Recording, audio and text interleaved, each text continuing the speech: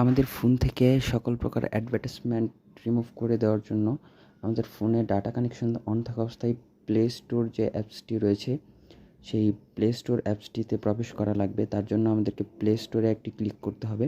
Play স্টোরে click করার পর আমাদের সামনে ঠিক এরকম একটা ইন্টারফেস চলে আসবে। তো আমাদেরকে এই ইন্টারফেস চলে আসার পর উপরে কর্নারে আমাদের ছবি দেওয়া যে একটা আইকন রয়েছে ওই আইকনটিতে একটি ক্লিক করা লাগবে।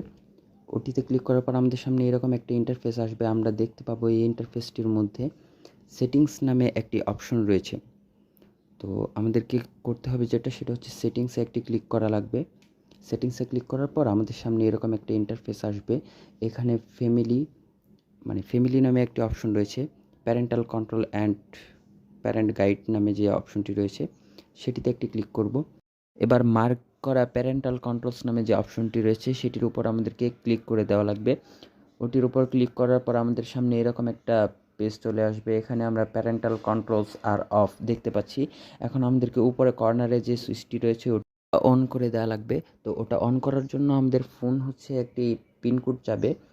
তো আমরা যে কোনো একটি পিনকোড দিয়ে দিব। আমি আমার ফোনে একটি পিনকোড দিয়ে দিয়েছি, আপনারাও একটি পিনকোড দিয়ে দিবেন 4 সংখ্যার। তো ওটি দেওয়ার পর আমরা ওকে করে দেব। ওকে করে দেওয়ার পরে হচ্ছে আমাদের এখানে অ্যাপস অ্যান্ড গেমস নামে একটি অপশন দেখতে পাচ্ছি মার্ক করা, এটিতে প্রবেশ করা লাগবে। ক্লিক করার পর আমাদের সামনে ঠিক এরকম একটা ইন্টারফেস আসবে। অল অ্যালাউ ইনক্লুডিং আনরেটেড অপশনটি রয়েছে, এটাকে আমরা 12 করে দিব।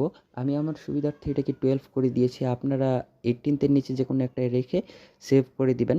সেভ করে দেওয়ার পর আমরা দেখতে পাবো আমাদের সেটিংসটি সেভ হয়ে গিয়েছে।